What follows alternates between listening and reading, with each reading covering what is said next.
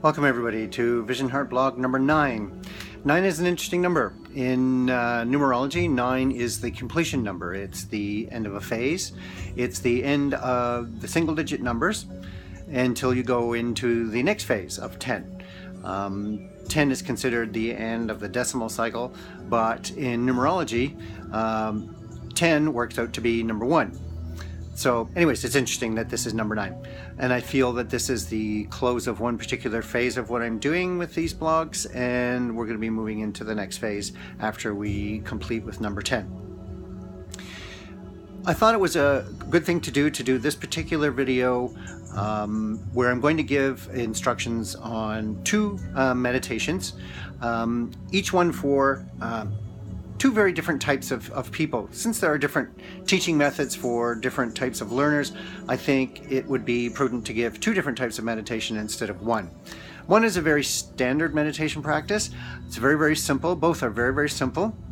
The first one is going to be coming from the Theravada or Vipassana tradition, and it's simply watching the breath and using a connection to physical sensation. The second one is going to be for those who are more visual, it's more easy for them to use their imaginations and so on. Some people really are very uncomfortable visualizing, and they would do better to do the first meditation.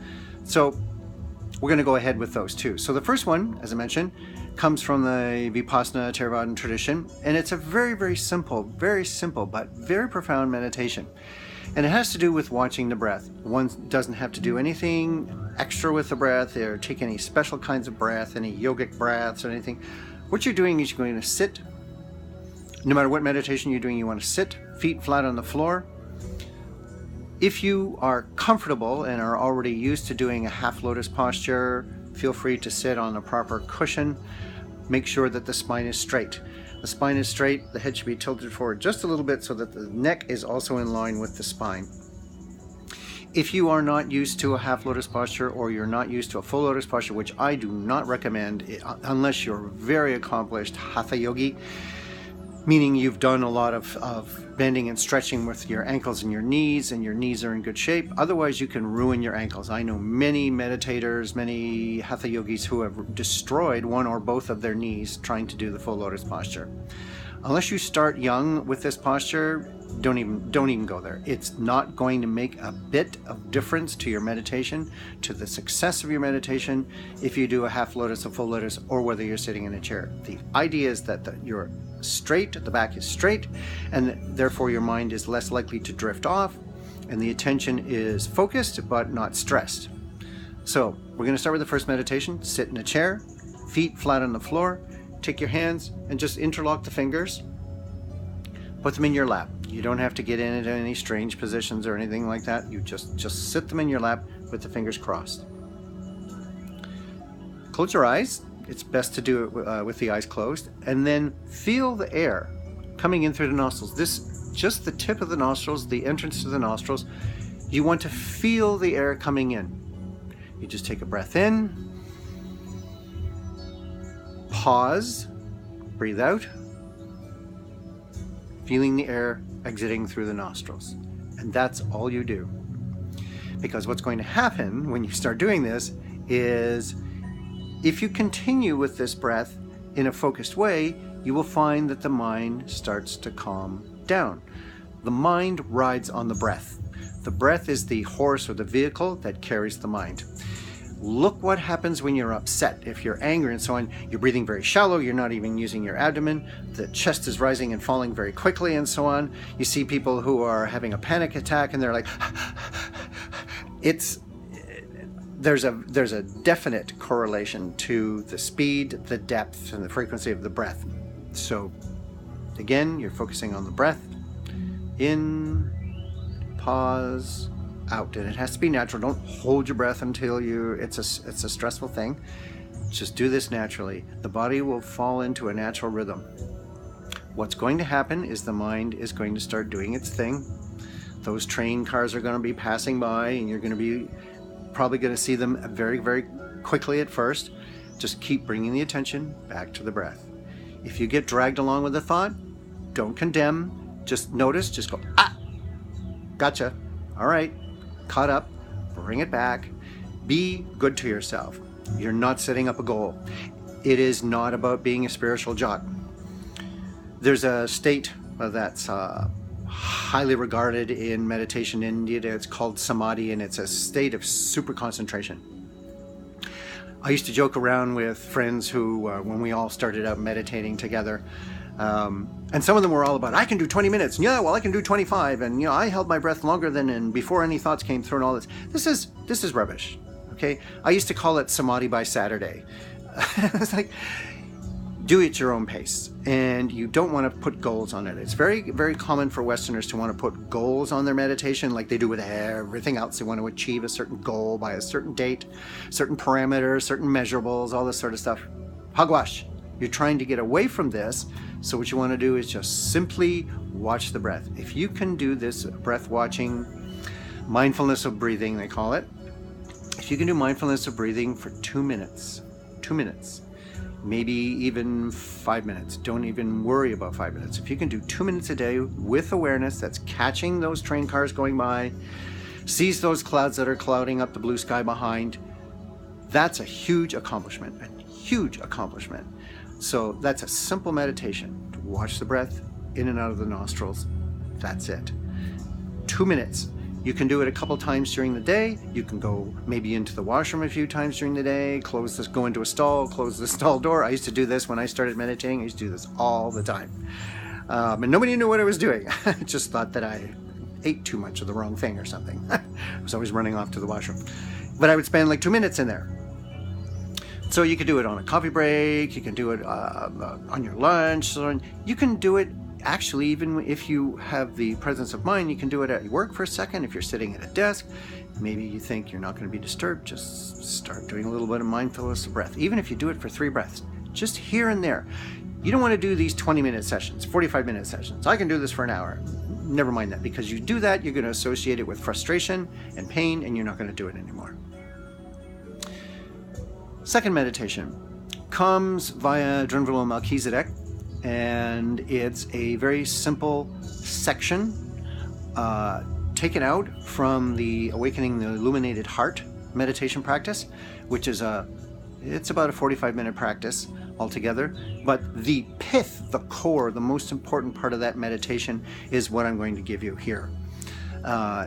One does not need an initiation or special permission to do this kind of thing. It's actually a hugely important innovation that Drunvalo came up with. I think it's fantastic, and it comes from the Kogi Indians from South America and various other native traditions. And Drunvalo decided that this was something he was going to share with his students and with the world, essentially. All meditation, if we're talking about the traditional meditations, are using the mind to focus on the mind and so on.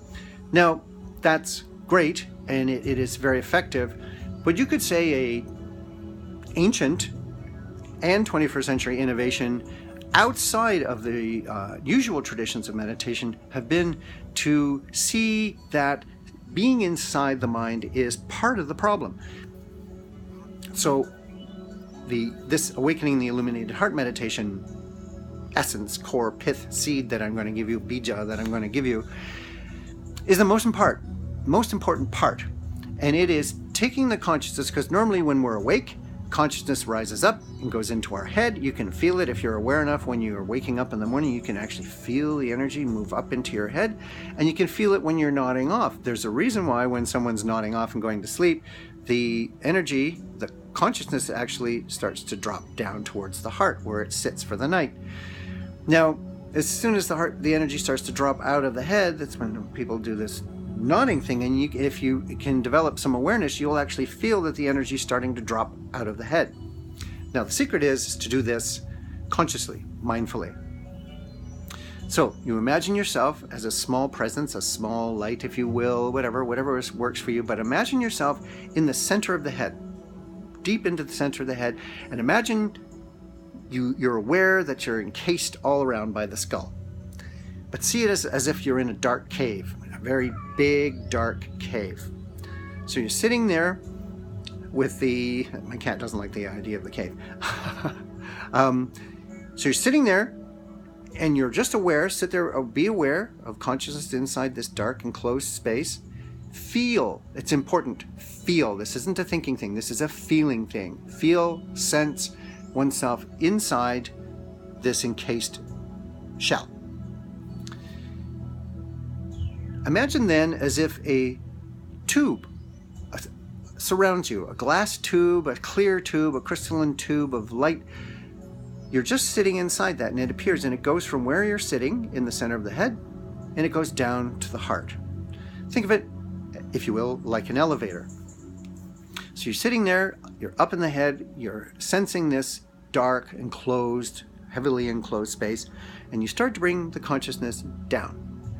You will notice as soon as you get to the bottom of the skull here and you come through into the throat, you will feel a huge difference. It's like all of a sudden everything opens up. Stay there for a second and just feel the difference between what it's like inside the skull and what it's like outside of the skull, just outside in the throat. Don't stay there too long, but really feel the difference. This meditation there is a visual element to this, and it's about feeling. So then take it down to the heart, take it down to the sternum, okay, the breastbone, center of the chest, and imagine, if you will, okay, up here you've imagined a dark cave. Something is enclosing, you're in this dark cave that you're enclosed in, and you go down through this tube, but you enter another space instead. Imagine descending into the heart of a rose or a lotus, if you will. It doesn't have to be a lotus. Any kind of flower that you feel really drawn to. You could do an orchid, it doesn't matter. Lotus is most commonly used because it has so many petals that open up, and inside is almost a small bud that encloses a very secret kind of space. The same thing could be said about the rose, so you want to do that. Bring it down and imagine yourself going inside that bud, inside this large flower, and abiding there, and feel the difference. Feel the difference between this space, the space of the heart, and the space of the head. The difference is remarkable. It's absolutely remarkable. Now, what's going to happen is, like the mindfulness of breath meditation, thoughts are going to come up. Things are going to get busy. What's probably going to happen, because your consciousness isn't used to consciously dropping down into the heart, is you'll start to go down and you'll shoot back up into the head. That's natural. Just bring it down again. If you can do this a few times, the more you're able to just bring it down. It doesn't matter how many times it shoots back up. Just don't worry about it. Just don't condemn. Just observe. Just bring it back down again. Eventually, you will become very comfortable with abiding inside the center of the rose, the lotus. But you want to remember, this is the heart space. This is a very different space. The brain is made up of two main sections, two sides. It's bicameral. It is duality consciousness. The heart is not. The heart is, now it has its chambers and so on, but it's interesting, the heart has actually a stronger magnetic field around it than the brain does. The heart also has neural tissue in it. It actually has a small brain inside there. So the heart actually has its own very different intelligence. This is something we need to trust. We always say, trust your heart. There's absolutely a very, very good and almost very scientific reason to do so. So if you can feel the difference between the head and the heart, it's going to make a huge difference in the way you deal with things. If this little meditation, if you, again, like the other one, if you do this 2 minutes a day, here and there, gradually lengthening it out as is comfortable for you, it's going to make a huge difference. This is the beginning of the training of the mind. This is getting the mind out of itself and getting, whether you're doing it through the Awakening the Illuminated Heart meditation, just say the heart meditation if you like, and if you're watching the breath, okay? Because instead of focusing on the mind and its thoughts, you're focusing on the physical sensation of the breath, and so on. And in both cases, you're not letting the busyness of thoughts distract you. They will come up. You just don't remember the train cars going by at the train stop. You just don't buy into each train as they go by. You will initially, don't worry about it. What you want to do is start looking ahead to that space of I, that space of pure consciousness on the other side of the train, the other side of the thoughts. Remember the clouds in the sky obscuring the blue sky, and you want to look at the blue sky behind. Thank you very much. I hope this has been useful, If you have any questions, you can feel free to communicate those on the blog itself. You can make comments, which I would be more than happy to address. Thank you very much, and we'll see you next time. Cheers.